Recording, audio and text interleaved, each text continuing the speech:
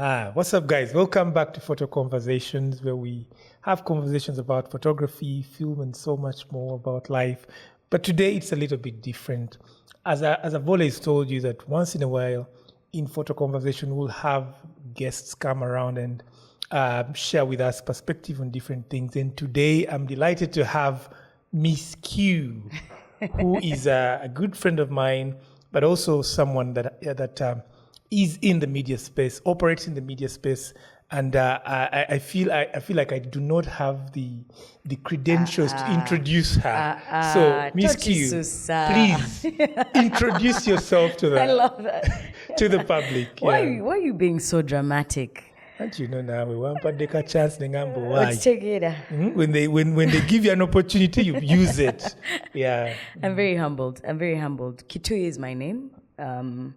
I've been in media for 7 years or 8 years now.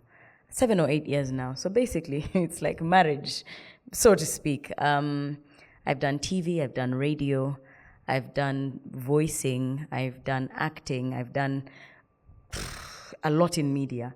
And I guess it's not so different. It's a bit different, but it's not so different being in front of the lens and behind the lens. So we're basically still doing photo conversations. We are basically the same people, but absolutely from a different perspective. Yes. I'm behind the camera, and you are, in front of the camera. Yeah. And I think it's a good kind of conversation, having people working in the same space, but seeing things from a very different tangent, different perspective. So today, I would like us to talk about something that we've always thought of talking about, but didn't get the opportunity to talk about. And this is the emergence of the new media space that is more liberalized. Everybody is able to use their phone, their tiny consumer camera to be able to share their views, to make a video, to take a photograph. This wasn't there a couple of years ago. And I'll start this conversation by sharing a sad story about my own self. Mm-hmm. When I was growing up in high school, I always dreamt of being a TV personality. I admired those people of Teens Club. Teens Club used to bring these kids and they would perform and they would talk, and I admired this. And I was like, I wish I was the one back then when Katz was still the same age he is now. Okay. So anyways, and I thought it was just me. But if you ask any person, they have that hidden desire to be on TV, to be seen on TV, and you see it or in situations where someone is telling you like, man, wanda be ku TV. Even if you just cross behind the camera, I'll tell you what, it's a very relatable feeling, because let's go back a bit. When you look back at the times we come from, I'm not going to say my age. Women don't tell their real age. But from the times we come from, TV was our single most critical source of entertainment. It was that one thing that you always admired. You come back from school and, prop yourself in front of the TV. It was a big deal then. So to just feature, just to be on TV or be seen on TV or anything like that was such a huge deal. At the risk of exposing my age, I don't know if you remember people like S.S. Omuto. Do you remember that? Yes. So there was S.S. Omuto who used to come to schools, primary schools. Now, we were children then, so you could assume that maybe, children might not know the value of TV, but let me tell you, we would fight to be seen on that TV, and you'd run back and wait for Wednesday and tell everyone, she came to our school, we're going to be seen on the TV. It was exciting. But you see, the beauty is this.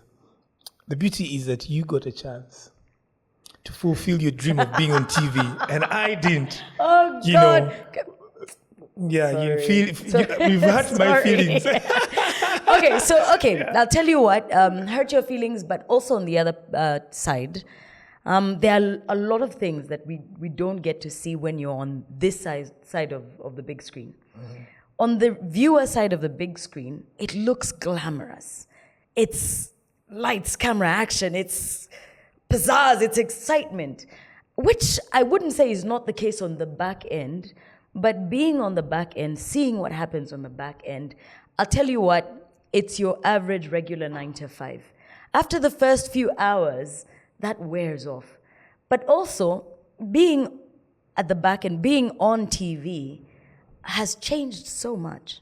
And I think that's a very critical conversation that we need to have. Because you see, if this dream had come true for me in 19-something, oh God, would we even talk? Probably would I look at you, my friend? Would I look at you?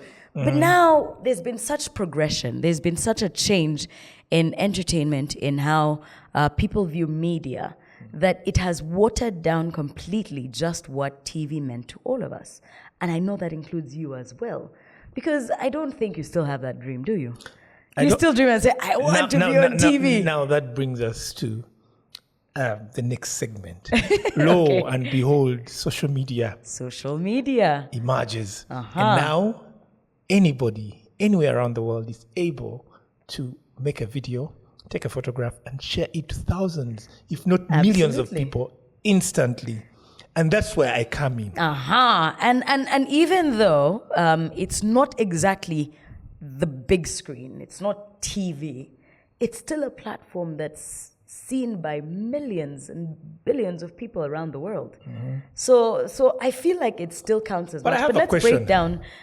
Let's break down media for anyone who's probably not completely familiar with our conversation. There's two types. There's traditional media, and then we've got the newer, the more modern forms of media. That's digital media, social media, and all of that. And one of the things that has completely changed the way we view TV is the fact that digital media, or these new forms, have come up so big that I can guarantee you don't miss the fact that you didn't go on the big screen. Okay. Now, I have a question for you. Tell me. Why was there a lot of gatekeeping with the traditional media, the TV stations and the radio stations? Because I remember there were these calls for interviews for people that wanted to be TV personalities, journalists, and they would give it this pompous name of like the next so and so, and in your mind, you have to talk to me directly. Don't go through the corners. And the imagination would be like, man, they probably want someone with a voice from a guy who looks like what. So there was this gatekeeping that made the traditional media, the TV stations and the radio stations, a little bit monopolized by a certain few that chose who had the traits, who they wanted to let the traits in. And the characteristics of being on TV. And that bothered me. In fact, it gave me a lack of self-esteem, because I thought, you mean these people are special? Are you saying I am not worthy? And they would show on TV like lines of people lining up to go audition and be auditioned, and people would make strange comments like, maybe, man, your voice, or the way you're dressed, or why was it like that? And how was it? Because I believe you had to go through that. Exactly. I have gone through that before. I actually, to get onto Capital FM, I auditioned for the next big radio presenter. And out of 7,000 people, I was chosen. So I'm sorry, I can't relate when you say that you didn't feel special. My bad. But... Stop stigmatizing me. I'll give you two perspectives. Yeah? I'll give you two perspectives, and I'll break them down as we go along. Okay? Just like any job requires a specific skill set. So limiting who goes on TV is important for that specific skill set to be picked on. However, on the other side, and which is part of what you mentioned, is keeping a tight leash on how people can access the skill set. That is my problem. Yes, so that's the gatekeeping side. I'll tell you what, one was completely necessary and one was not. And we'll get into that in the next segment. Okay, moving on. You've shared with us why the gatekeeping was necessary, but you've also shared the dark side of gatekeeping, which was not necessary. But with the emergence of this liberalized media, the social media now, and we have the TikToks, we have all these other companies coming up and liberalizing the media space. I can authoritatively say that people that were incompetent or regarded incompetent are kicking it. I'll tell you what. People have, just wait a moment, people have viewership way, these are individuals meanwhile, individuals who are regarded like probably incompetent or whatever, have a viewership that is so wide that the TVs admire. I hear you, and I'll break it down like this, okay? There's a specific skill set that's necessary for communication to happen. And TV, media, and all of these are just forms of communication. How do I get a message from this side to the other side? So, for example, there were certain rules that were set that as a news anchor, for me to have dreadlocks and 100 pins on my face and tattoos showing everywhere was not ideal. Now, does that mean that I don't have the skill set to be a presenter or news anchor? No, it doesn't. What it means is, while I try to pass on a very critical message, what is the person on the receiving end doing? They're sitting there, and instead of paying attention to the communication of the message, they're looking at my pins, they're looking at my tattoos. Those who like them, those who don't. It distracts from the message. It dirties or it washes down the context of the message that's being delivered. So when they come up and say, we want people who have simple hair, no tattoos, no pins, no this, it's not because those people aren't able to do the job. It's because they want the job to be done in a way that gets the message across. But I'm getting to the other side that you're asking about. Mm-hmm. Now, that there is sieving by skill set, sieving by how well you align with that need. Now, let's go to the gatekeeping side. The gatekeeping side is where someone says, okay, if she doesn't sleep with me, she's not going on air. Wait, that also happens. My friend, but it's the gatekeeping side is where you say, no, you're short. I don't think you should go there. Or you don't have hips, or you don't have, you're not brown skinned. That's the wrong side. But I'll tell you what, you talked about social media and how it's flipping over those ideals. Social media has a mechanism of natural sieving. It has a mechanism of naturally selecting who thrives and who doesn't. And this selection is not done by a group of executives sitting in an office saying, you don't go on, you go on. And that's what I call liberalization. But the sieving... Society decides for absolutely. itself who passes and who doesn't. But it still decides, and that's the difference. Here, you still have a decision being made on who succeeds and who doesn't. For example, in this case, society will say, okay, if you're not edible... if you're not audible enough, but if you're not audible enough, or if you don't speak good enough English, or if you don't do this, that, the other, we'll limit you to a group of people who understand your message. But you won't get the full access. And I love that. I love that. But this is what I love about liberalized society. Yeah. Society is patient. Okay. It waits for you. Pays attention until you get it right. And yes. that's what traditional media did have. Before you get it right, it doesn't they give saw you a chance. from the gate. Yeah. And they're like, oh, kid is all you. I know. I don't know what that was like, but I'm just No, it's exactly like that. It's completely like that. But for a reason. You see, back then, society wasn't able to choose. Yeah. You know what I mean? I'll give you an example. Let's go back and now. We've talked about back in time. You had 6 channels. Those channels were all you had to choose from. If you didn't like one, you had to go to 2. You had to go to 3. You had to go. You could not go and say, that wasn't possible. So back then, society couldn't choose for themselves. So there had to be a structure to be able to sieve. Now we have direct access that, for me, my vote or my choice is in if I double tap your content. If I like it and I say, oh, I like that, that's my way of choosing. But the whole idea of choosing still exists. The decision still exists. Of course, there must be a decision. Let's go back in time. Yeah? I want you to look at the people on TV that you and I saw growing up. They were the best of the best.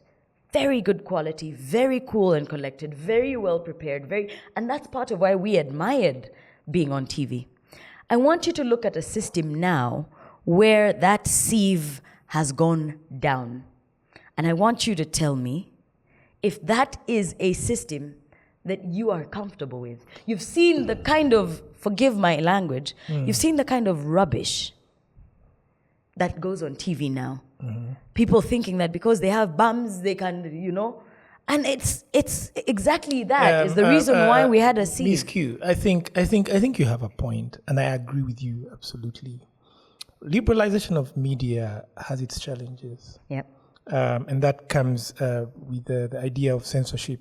There's a lack of censorship when media is liberalized. Yeah.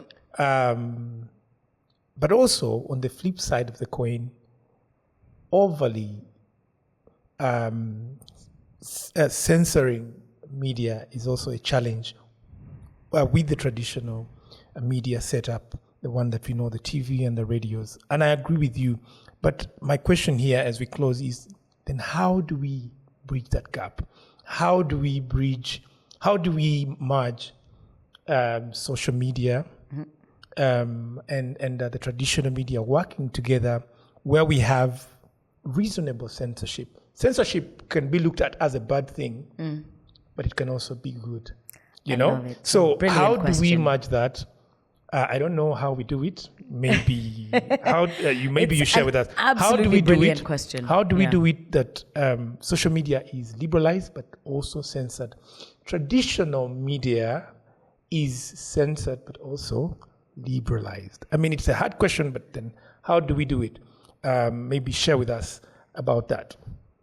I think that's an absolutely brilliant question. One of the biggest challenges we have is people think that when something new comes in, the old must go. And they forget that the old survived and thrived this long because it has a reason. It has an advantage that it brings to the table. So your question is basically saying, give me the good from the old, give me the good from the new. Let's put it together. I want a hybrid and see how the two can work together. One of the things with social media that we have, and one of the biggest challenges is exactly that. We have no control. We have no sieve. We have no control. We have nobody guiding what happens on social media. That's why you have people comfortable to post dead bodies and to post funny things about young children and all these videos. But you also have a platform that allows everybody an opportunity to express themselves and be heard. Now, on the other side, you have traditional media, which is quite limiting in terms of where you see it, in terms of technology and physical attributes, and in terms of the content that they're giving you. Yeah? When you bring the two together, you have a regulator who understands what communications would be best and how. And at the same time, you have a group of people who are free to communicate. So my advice, by the way, to a lot of media facets, a lot of media people, is if they created a situation where they do training for people on social media, where they give them platforms. For instance, me and my phone might not be able to do the kind of quality work that my content requires. Give me a platform. Give me a studio. Give me cameras. Give me the freedom to speak. But give me guidelines. Tell me, here's the thing. Keep your content within this period. Use this language. Talk like this. Use these images. Use that. Give me the guidelines. Position yourself as a media house as somebody who is a godfather of sorts for this other media. Let me, who is on the social media side, feel that I need you for credibility. Because I'll tell you what, by the time 9 o'clock on any random day reaches, everybody in Kampala already knows what news you're going to tell me. The news is already with me, yeah? So rather than compete with me, who's going to get the news out quickly, give me a platform where I can quickly send you whatever news I've actually heard about the community journalism, where the community is actively supporting the bigger media corporations in collecting news. Absolutely. And sending it immediately. So that is a way of actually merging the two, which is really now, good. as a media house, it would save you so much cost if you said, I'm not hiring people in the company to do news, but I'm going to get this one who has a news channel, this one who has a news channel, this one who has a news channel. Give them my logo, give them credibility, clean up their content, and use those for my platform. You see what I mean? You see the problem, Qitui, you're so brilliant. Yeah, or you get them minister. You're talking policy things. What training? Yeah. You're scaring us. But I think what you've shared is really, really credible, and I think it's good information. Thank you. You've clearly shared how the two can merge and bringing in the aspect of community journalism and the traditional media giving credibility to the liberalized socials media. And all that. To me, it's a novel idea that I actually didn't think about, but it's something you've shared. So first, I would like to thank you for giving us your time, and pleasure. This conversation has been waiting for a while, and I'm happy that it's spontaneous, but it's been worth it. Yes. And thank you so much. So guys, I hope you've learned a thing or two from this conversation, and feel free to check out our social media platforms and subscribe to our channel, Photo Conversations Uganda. Today I'm spicing it up with a few different things. But in Uganda they say and it's because I'm able now to have people come around and share their ideas. Maybe your last word to the people and those that are in media creation and creatives and people like that, what would you say to them? I'll tell you what, social media is the future. We have a lot of opportunities to grow on social media. But here's the problem with social media. Just because you can be seen on the phone or whatever, doesn't mean that you just do it as they say. Take the time, clean up your content, do research, use all of these available resources. We have AI all over the place. We have all of these things available. Use those things. And most importantly, seek guidance. Look at people who are thriving in the space. Seek guidance.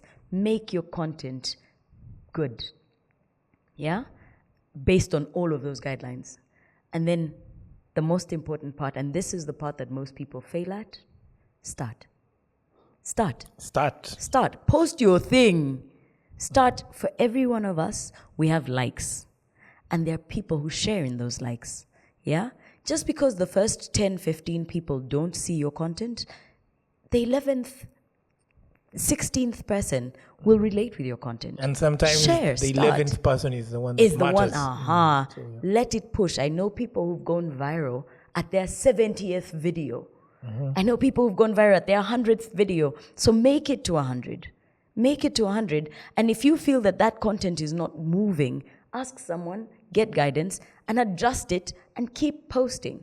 Yeah? Don't die. Don't let it die in drafts. Yeah? Thank you so much. I've picked a few things. One is and also just a little bit of advice for you.